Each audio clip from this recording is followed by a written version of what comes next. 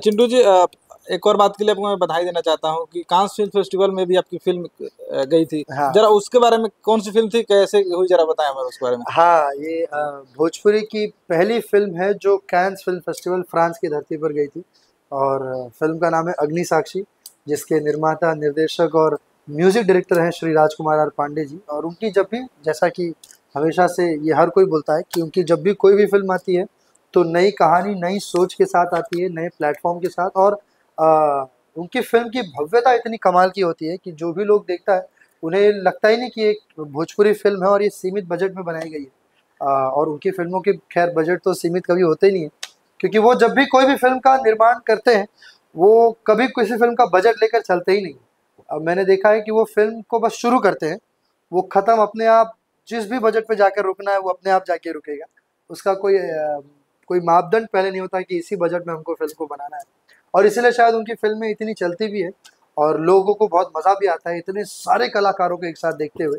और अग्नि साक्षी जब वहाँ पहली भोजपुरी फिल्म जो कांस में स्क्रीन हुई, और मैं पहला भोजपुरी का एक्टर जो रेड कारपेट पर मैं वहाँ पर चला हूँ, और वो जो फीलिंग, वो जो एहसास था भाई, वो बहुत कमाल का था। वो एक अद्भुत एहसास था कि जहाँ आप 160 से भी ज़्यादा देश के लोगों के बीच, 160 से ज़्यादा देशों से फिल्में आई हुई हैं वहाँ पर।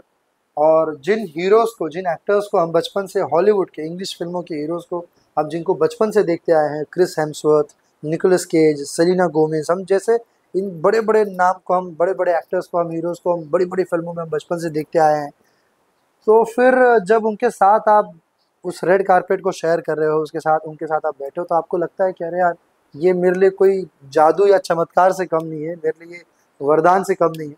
और इसका श्रेय हमारे पूरे, मेरे भगवान स्वरूपी जनता को जाता है, जिनके प्यार और आशीर्वाद से मैं यहाँ तक पहुँचा, कांस तक अपनी फिल्म को ले गया। और साथ साथ अग्नि साक्षी से जुड़े हुए सारे टीम टेक्नीशियन को बहुत बहुत धन्यवाद, जिन्होंने इतनी मेहनत की। मेरी को एक्ट्रेस उसमें अक्षरा सिंह जी बहुत मेहनती, उसमें उन्होंने काफ़ी मेहनत किया। तनुश्री चैटर्जी, सब ने बहुत मेहनत किया उस फिल्म में। तो सबका योगदान रहा उतना ही। और जब मैं उस रेड कारपेट पर उतरा तो मेरे साथ वो मेरा ही कदम नहीं था, मेरे पूरे भोजपुरी इंडस्ट्री का कदम था वो, मेरे पूरे अग्नि साक्षी की टीम का वो कदम था जब मैंने पहला कदम उस रेड कारपेट पर रखा। सो बहुत बहुत धन्यवाद। और आप सबसे यही आशीर्वाद चाहे कि और भी आगे बढ़ी जा हमने के। अब हुई कड़ी में नागिन टू का निर्माण हुआ है।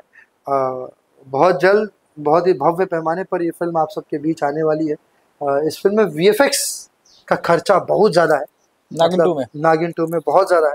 मतलब किस, हमारे भोजपुरी में हम सब जितने भी हीरोज़ हैं, उन सब जो जितना भी पैसा लेता है उनसे भी ज़्यादा पैसा इसके फिल्म के वीएफएक्स में लग रहा है, सिर्फ वीएफएक्स में लग रहा है। तो वाकई में ये अच्छा कुछ आउटपुट आए, मैं चाहता हूँ, और लोगों को मज़ा आए। और फुल ऑन जंगल एडवेंचर है।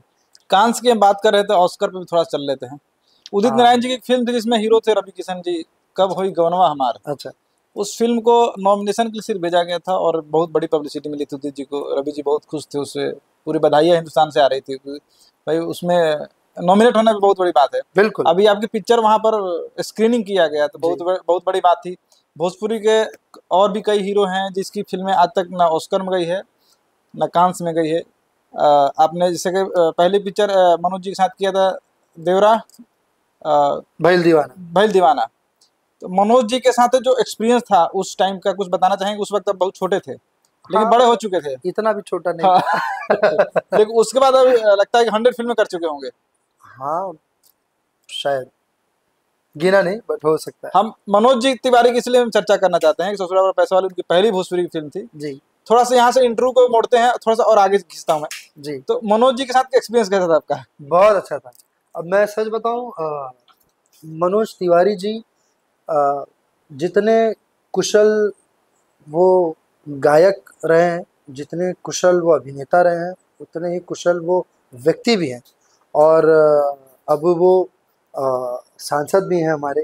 अ, हमारे गर्व हैं वो, हमारे भोजपुरी के प्राइड हैं वो एक। हमेशा कंट्रोवर्सी में भी रहते हैं। हाँ, तो अब चूंकि देखिए, जो अच्छा करना चाहता है उसके साथ कोई ना कोई लोग तो ऐसे लोग जोड़ते हैं उन्हें विफल करने के लिए।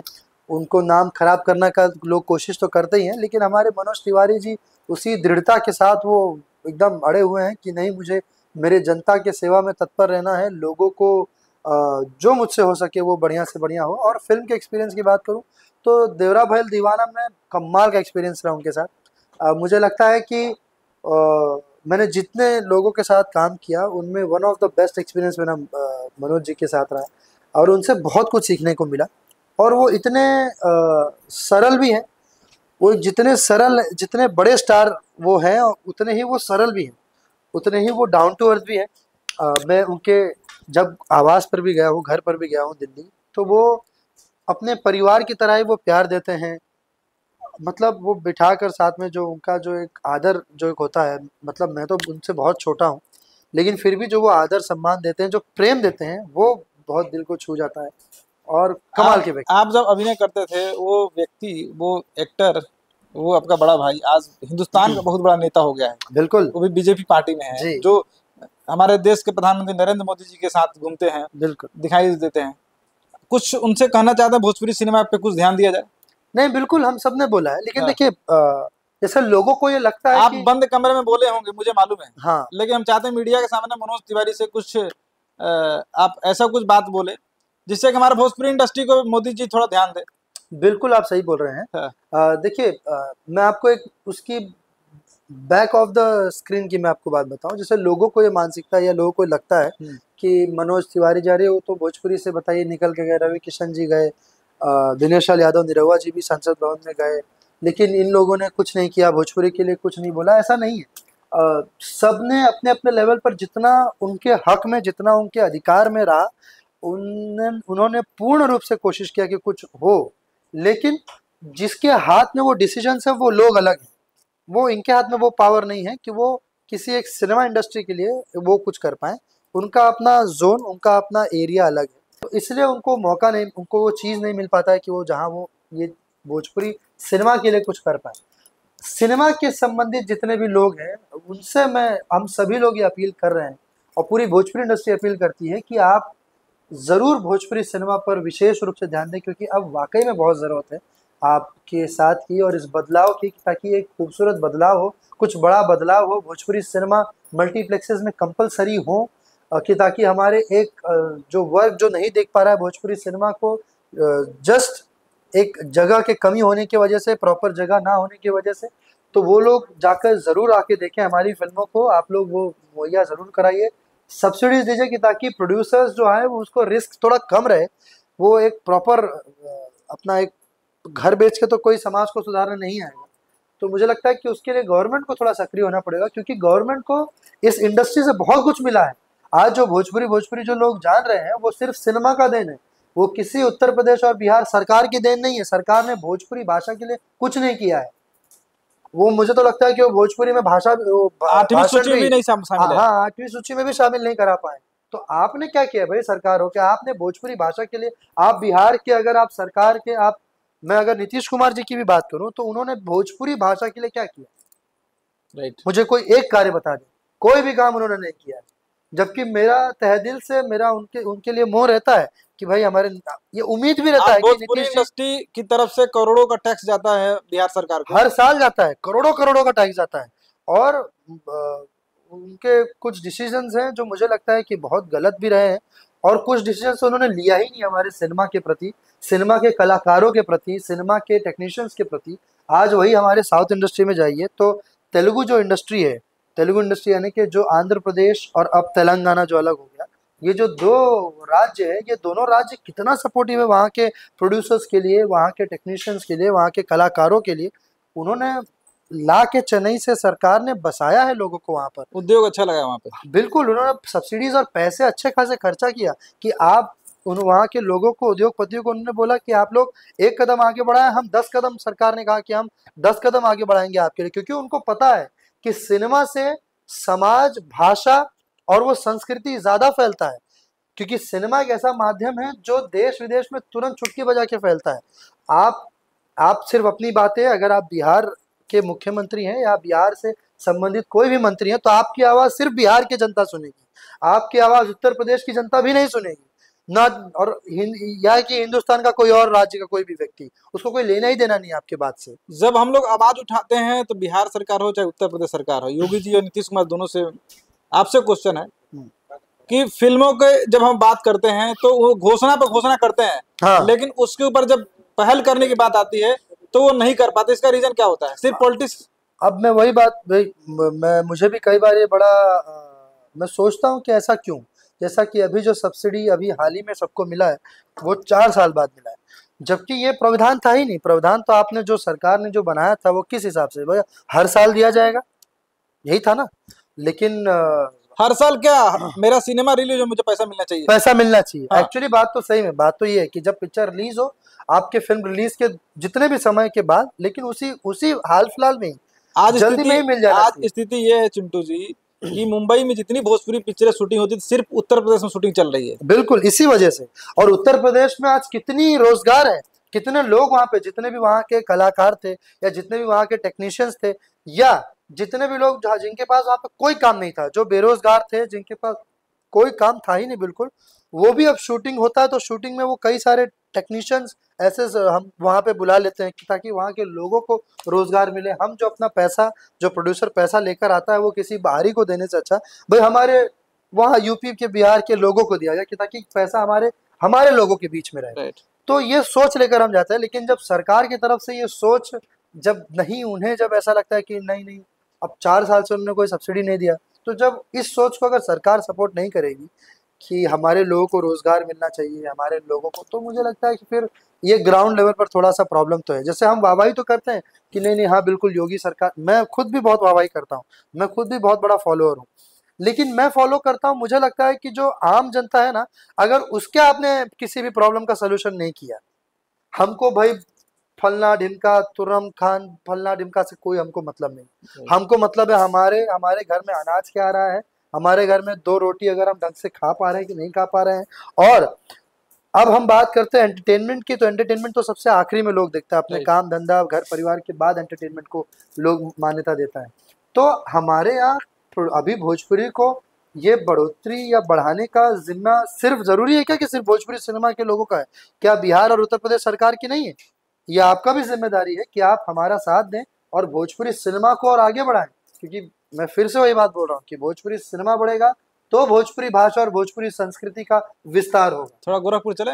बिल्कुल चलिए। ट्रेन से चलना है कि फ्लाइट से? बस तो पैदल चलना पड़ेगा। हाँ। महानायक रवि किशन जी जो आज के डेट में गोरखपुर में अपना अच्छा अभिनय के साथ साथ वहाँ के जो पॉलिटिक्स की जो बागडोर संभाले हुए हैं। बिल्कुल। पहली फिल्म कौन सी थी उनके साथ, कैसा लगा आपको उनकी?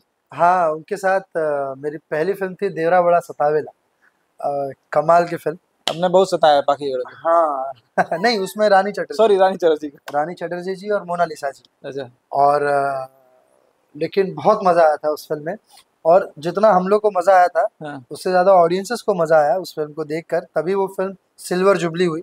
और लगातार वो 30-32 सप्ताह चली सिनेमा हॉल में। बहुत मजेदार फिल्म। और रवि जी से तो बहुत कुछ सीखने को मिलता है। वो इतने कमाल के डैशिंग पर्सनालिटी, और उनका एक अपना एक ऑरा है कि जब वो आते हैं तो बाबू एकदम हर हर महादेव, एकदम तो माहौल वो बनाते हैं। तो साथ में भौजाई थी हाँ, रानी चटर्जी। रानी जी, तो उनके बारे में कुछ कहेंगे? रानी जी तो बेमिसाल अदाकारा, बेमिसाल एक्ट्रेस। एक ही एक्ट्रेस है जो भोजपुरी में राज करे, रानी। हाँ, और वो वाकई में सबके दिलों की रानी थी, मेरे भी दिलों की रानी है कि है, थी? है कि थी? है, है पक्का है। रानी है अभी थी। मैं उनको खुद भी बोलता हूँ। और वो अभी भी सबके दिलों पर राज करती है। और मुझे लगता है कि वो एक बेमिसाल एक्ट्रेस हैं। भोजपुरी में उन जैसा एक्ट्रेस दूसरा कोई नहीं। सब अपने अपने जोन में बहुत बेहतरीन है, लेकिन रानी जी का एक अपना एक अदाकारी का एक अपना एक कमाल का एक अलग दायरा है, अलग दायरा रहा है। और उन्होंने जो अभिनय का एक जो उन्होंने जो लकीर खींचा है वाकई में वो बहुत कमाल का उन्होंने खींचा। मोनालिसा? मोना जी तो हम सब की क्रश रही हैं। मोनालिसा हम सब की क्रश रही हैं। बचपन में जब लोगों को कुछ पता नहीं होता तब भी हम लोग उनसे एकदम मोना जी ऐसा करते करते थे।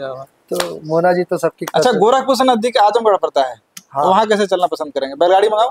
वहाँ तो आप जैसे भी चले, चले जैसे भी चल सकते। दिनेश लाल यादव निरहुआ, निरहुआ सटल रहे। आपकी पिक्चर पहली कौन सी थी?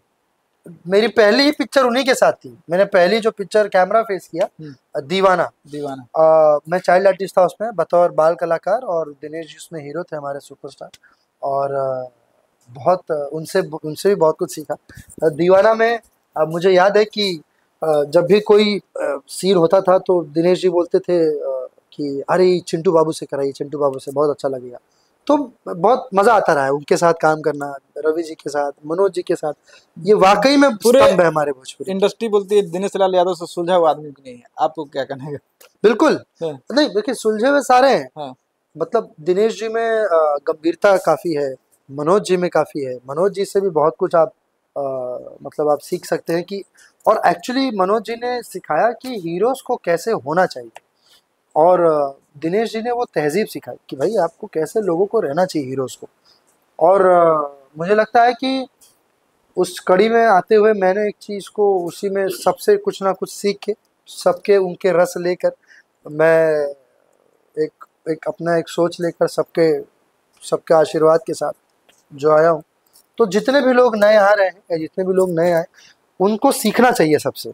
और मैं और एक बात बताऊं कि जितने भी नए लोग आ रहे हैं ना, वो मुझे लगता है कि वो पॉजिटिव चीज़ों से ज़्यादा नेगेटिव ज़्यादा सीख रहे हैं लोगों से। कि अरे हाउ भाई करत आ रहे हैं, तब हाउ हीरोइन के पटावत आ रहे हैं, तो हम ये करी, और भाई उनके बुरा भला बोल के वो स्टार बन गए तो हम ये करी, वो कंट्रोवर्सी में रह के वो फलना को गरिया दिए तो हम भी यही करें। भाई ये सब मत करिए, ये आपको शोभा नहीं देता है, या ये किसी को शोभा नहीं देता है। आपका अपना एक व्यक्तित्व होना चाहिए, आपका अपना एक पहचान होना चाहिए। अपनी पहचान बनाए, दूसरों के पहचान, दूसरों के राह में चल के अपनी पहचान को मत गंवाएं। आजमगढ़ से एक नया रास्ता निकला है बलिया जाने के लिए, पूर्वांचल एक्सप्रेस से, कभी गए हैं? बिल्कुल क्या। तो थोड़ा चले, आ रहा है, पावर स्टार के यहाँ। क्या कहेंगे पावर स्टार के ये बारे आप में? सबका नाम ले लेके क्यों आज मुझसे पूछ रहे पावर स्टार पवन सिंह के बारे में कुछ कहेंगे? हैं? अरे वो तो जेमफुल आदमी, जय फुल। मजेदार। हम नक्शा पे घूम रहे हैं ना। अच्छा, तो तो मेरी उनकी फिल्म जितनी भी आई है सारी ब्लॉकबस्टर रही है। चाहे वो फर्स्ट ट्रक ड्राइवर हो, फर्स्ट मूवी। देवरा बड़ा सतावेला, मेरी और उनकी देवरा बड़ा सतावेला। क्योंकि मैं, पवन जी और रवि किशन जी, हम तीनों लोग एक फिल्म में पहली बार थे।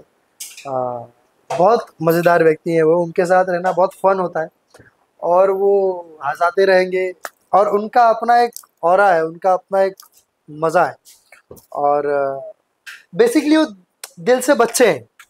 उनको जो लोग समझ जाएं, जो लोग जानते हैं ना, वो बस दिल से बच्चे हैं। बहुत कई बार बहुत क्यूट है। कई बार वो क्या बोल देंगे उनको खुद को नहीं पता होता है। वो बोलने के बाद फिर बाद में सोचते हैं कि का हो अभी कदे नहीं कहा। जाए, निकल गया, जाए था जो उनका बोलने निकल। डायलॉग है, मूड बनने के बाद, हाँ मूड बनने के ऊपर काम करते हैं। हाँ, मूड बनने में टाइम लगता है। टाइम लगता है। तो आपके साथ कुछ ऐसा अनुभव याद है पुराना वाला? हाँ, नहीं ऐसा कुछ नहीं। मुझे लगता है कि जब हम, मतलब जब तक हमने साथ में काम किया है, तब तक ऐसा तो कुछ नहीं रहा है। वो समय पे उनका, हमेशा वो समय पे आते रहे हैं, अपना काम करते रहे हैं, और बहुत मेहनत किया उन्होंने। हमने देखा उनको काफ़ी मेहनत करते हुए। अब जब लोग, मैं तो अब काफ़ी दिन हो गया हमने साथ में काम नहीं किया। लेकिन कोई बढ़िया स्क्रिप्ट हो तो हम लोग ज़रूर करेंगे। पवन जी भी ये बात बोलते हैं कि कोई बढ़िया स्क्रिप्ट हो तो हम लोग वापस किया जाएगा भाई, किया जाए कुछ बढ़िया। पवन जी नेता बन चुके हैं। हाँ नेता बन चुके हैं। हाँ, बिल्कुल वो डिजर्व भी करते हैं। हाँ। और वो मुझे अब पूरा उम्मीद है कि अब की बार वो जीत कर आएंगे। वो भी संसद भवन में हमारे पवन जी जाकर अपना झंडा लहराएंगे। ये मुझे पूरा विश्वास है, उम्मीद नहीं अब विश्वास है कि अब वो पक्का वो जीत के आएंगे। कोई गाना याद है पवन जी का? बहुत सारे गाने याद हैं एक लाइन सुनाई जरा। पवन जी का। हाल ही में एक जो मुझे जो लगता है कि, स्त्री 3 2। नहीं स्त्री टू का तो गाना है ही है, बट एक जो गाना मुझे बहुत उनका प्यारा लगता है, हाँ। एक फिल्म था देवरा बड़ा सतावेला। उसमें एक गाना उन्होंने गाया था कि भौजी हमसे हंस बोले बतियावे के पड़ी, वाह। दिल देवरो संगे तोहरा लगावे के पड़ी। तो पवन जी का खैर जो भी गाना हो, कितना प्यार था देखिए देवर और वो भौजाई में। वो व्यक्ति, उनके कंठ में, ये बात बहुत फैक्ट है कि उनके कंठ में सरस्वती माँ विराजती हैं। और वो जो भी गाना गा दें, जैसा भी गाना गा दें, वो गाना अच्छा ही लगता है। हाल फिलहाल में कोई उनका इंटरव्यू देखा आपने? नहीं देख पाया। कुछ मतलब कुछ उन्होंने बोला, कुछ मसाला? मैं मसाला की बात नहीं करूंगा, अच्छा। मैं पूछ रहा हूँ कुछ आपने सुना उनके बारे में, कुछ बताना चाहेंगे पवन जी के बारे में स्पेशल कुछ बातें? मैं नहीं देख पाया हूँ तो मुझे आइडिया नहीं है सच में। है आप बताइए। नहीं, फिर आगे चलते हैं। नहीं नहीं, बताइए बताइए, अगर कोई पॉइंट आपको लगता है तो। नहीं, कोई पॉइंट नहीं लगता है, हर आदमी कुछ ना कुछ स्पेशल बताना चाहता है, मैं वो पूछ रहा हूँ कुछ, अच्छा। अगर पवन जी के बारे में कुछ बोलना चाहते हैं स्पेशल तो। नहीं, स्पेशल तो मैं उनको बोल दिया कि हाँ, वो वरदानित व्यक्ति हैं, वो हाँ। उनको वरदान मिला हुआ है और वो अपना मस्त मौला आदमी है। पवन भैया सुन रहे हैं ना, आप वरदानी आदमी है, वरदान हमेशा कायम बिल्कुल। रहेगा, और पावर कायम रहेगा हमेशा। हाँ, थोड़ा थोड़ा पावर इनको दीजिए, जल्दी से इनकी शादी हो जाए। ना ना, वो वाला पावर हमको मत दीजिए। आरा से आगे बढ़ते हैं, थोड़ा पटना आगे से बीच में कोइलवर पड़ता है, अच्छा कोइलवर से लेफ्ट मारते हैं, थोड़ा आगे जाके छपरा पड़ता है। अच्छा। अब बात करते हैं खेसारी लाल यादव, कोई फिल्म किया आपने उनके साथ?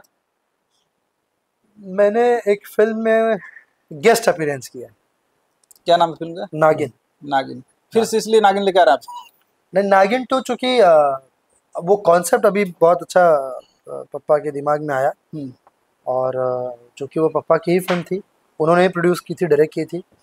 और मैं आपको एक बात और बताऊं कि नागिन उनके जीवन की सबसे बड़ी हिट फिल्म है। और तो अब इस उन्होंने एक अभी सांप का एक कॉन्सेप्ट बहुत अच्छा आया पप्पा के दिमाग में, तो उन्होंने बोला कि चलो अब नागिन टू बनाया जाए, क्योंकि और भी टाइटल से, बट नागिन से अच्छा टाइटल तो मुझे लगता नहीं कि कोई भी होगा सांप से संबंधित। और वो जो कॉन्सेप्ट है वो उसके लिए नागिन ही परफेक्ट है। तो क्या लगता है गेस्ट अपीयरेंस इस फिल्म में खेसारी लाल होंगे? नहीं नहीं, ज़रूरत नहीं है हमको, क्योंकि फिल्म बहुत अपने आप में बहुत कमाल की है। और इसकी बहुत अपनी कहानी जो है वो बहुत तगड़ी है, वो बहुत कमाल की है। तो मुझे लगता है कि उसमें अगर मैं भी हूँ ना हीरो, अगर मेरी जगह भी कोई और हो तो भी वो फिल्म बहुत अच्छी, बहुत बड़ी हिट होगी। वो ऐसा ज़रूरी नहीं कि मैं हूँ या वही हो या कोई भी हो। फिल्म कभी कई बार, जैसे अभी आप सबसे बड़ा, अभी बॉलीवुड में सबसे बड़ा उदाहरण स्त्री टू, स्त्री टू। उससे बड़ा उदाहरण कौन है? उसमें कौन सा बहुत बड़ा स्टार है? श्रद्धा कपूर जी का अपना एक ऑब्वियसली एक फैन फॉलोइंग है, वैसा नहीं है लोग बोल रहे हैं कि कौन सा बहुत बड़ा स्टार, बट श्रद्धा कपूर जी का एक अपना एक बहुत बड़ा फैन फॉलोइंग है। राजकुमार राव जी इतने कमाल के एक्टर हैं, लेकिन इन सब से ऊपर उस फिल्म का कॉन्सेप्ट और वो फिल्म ही इतनी ह्यूमरस है ना कि लोग उसमें कोई भी हीरो या कोई भी हीरोइन हो, लोग जाके देखेंगे, क्योंकि वो फिल्म की अपनी अपनी एक मज़ा है। तो उसी तरह से नागिन का एक अपना एक मज़ा है। और ये जो नागिन टू है स्पेशली, इसका तो वाकई में इसमें तो मुझे लगता है कि हम लोग सौभाग्यशाली हैं, जितने भी एक्टर्स हैं उसमें, चाहे मैं हूँ, चाहे आम्रपाली जी हों, चाहे उसमें हमारी नीलम गिरी हैं, नीलम गिरी जी हैं, संजय पांडे जी हैं, दया शंकर पांडे जी हैं, जो जिन्होंने काफ़ी बॉलीवुड की फिल्में की हैं, शो भी किया है महिमा शनिदेव नाम का। तो ये जितने भी लोग हैं ना, बहुत तो सारे इसको कलाकार हैं। बॉलीवुड फिल्म क्यों नहीं बनाते फिर? नहीं, बॉलीवुड हमको बनाना नहीं, हमको बनाना है भोजपुरी, अच्छा। कि ताकि बॉलीवुड के लोग भी हमारे भोजपुरी से जुड़ें। ये हमारे भोजपुरी के ये हमारी मान्यता है, ये हम मानते हैं कि हमारे भाषा, हमारी संस्कृति बाहर तक फैले, और वो लोग भोजपुरी में काम करना चाहें, वो लोग भोजपुरी की तरह अपनाएं। पवन और खेसारी दोनों कंप्रोमाइज कर लिए हैं, ऐसा मार्केट में कॉम्प्रोमाइज कर न्यूज लिए? आ गया है। क्या बात कर और रहे हैं? हैं? चीजें दोनों साथ में खड़े हैं। अच्छा। चिंटू पांडे और खेसारी लाल कोई भविष्य में कोई पिक्चर करेंगे? हाँ, अच्छा होगा तो काहे नहीं करेंगे, बिल्कुल करेंगे, कॉन्सेप्ट अच्छा हो, कॉन्सेप्ट अच्छा है। बिल्कुल किया जाएगा। चलिए आगे चलते हैं, स्त्री टू की बात हो रही है, पंकज भैया का छोड़ दे हो ही नहीं सकता। हाँ, पंकज त्रिपाठी जी के बारे में क्या राय है आपकी? पंकज त्रिपाठी जी, यही मतलब छपरा के बगल में ये सिवान। सिवान, बिल्कुल। और वो पंकज त्रिपाठी जी आज ईश्वर की कृपा से और उनके अपने अभिनय के बदौलत आज जो जिस मुकाम पर है, बस मैं यही कहना चाहूँगा कि वो और आगे बढ़ते रहें, ईश्वर उन्हें और बड़े पायदान दें और बड़ी जगह दें, कि ताकि आज तो वैसे देश विदेश में हर जगह उनको लोग इतना प्रेम कर रहे हैं, इतना प्यार कर रहे हैं, लोग जान रहे हैं। और वो जिस फिल्म में होते हैं उनको उनका एक अपना स्पेशल छाप वो छोड़ कर जाते हैं, चाहे जो भी एक्टर्स बाकी भी उस फिल्म में हो। लेकिन पंकज त्रिपाठी जी जब पर्दे पर आते हैं तो, और मैं एक बात बताऊं कि हम लोग के लिए उन एक बहुत अलग इमोशन है मेरे लिए। मैंने बचपन में उनको देखा है मेरे सामने, हम लोग पड़ोसी रहे हैं, तो मैंने उनको देखा है बचपन में, और मेरे लिए बहुत इमोशन, एक भाव अलग है उनके लिए।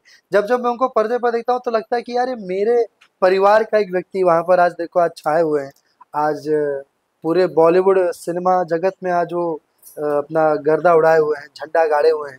तो मतलब मजा स्त्री टू देखा, कहीं से भी एक परसेंट भी काटने लायक नहीं थे उनका। नहीं नहीं बिल्कुल नहीं, बल्कि मुझे तो लगता है कि और उनका बढ़ाना चाहिए था और रखना चाहिए था। मुझे तो बड़ा मजा आ रहा था उनको, मुझे ही नहीं, मेरे साथ साथ जितने भी लोग, मुझे लगता है आप भी या जितने लोग देख सुन रहे होंगे वो भी मेरी इस बात से वो वाकिफ होंगे कि उनका तो और बढ़ाना तो चाहिए क्या था। दोबारा फिल्म देखने चलना है साथ में? चलिए बिल्कुल बिल्कुल चल सकते हैं थोड़ा चले बनारस, चलिए। भगवान के गोड़ लग लिया जाए। हाँ। हर हर महादेव। हर हर महादेव। यहाँ से हमारे अरविंद काफी आप दोनों की नजदीकियां है, काफी फिल्मों में आपके साथ में गाना गाए हैं, कुछ कहना चाहेंगे दोनों भाई के बारे में? दोनों भाई बहुत मेहनती हैं, बहुत प्यारे हैं, और जब भी हम लोग मिलते हैं तो वाकई में लगता है कि ऐसा लगता ही नहीं कि हम लोग अलग अलग घर से हैं, अलग अलग परिवार से हैं, लगता है कि एक ही परिवार से हैं। रितेश भाई का बीच में वो इवन पैर का प्रॉब्लम भी हो गया था, तो वो भी बड़ा दुखद था, लेकिन अब अपना भाई फिर से अपना शेर भाई दहाड़ रहा है, तो बहुत अच्छी बात है। और अभी रितेश पांडे भाई का भी गाना 1 बिलियन होने जा रहा है,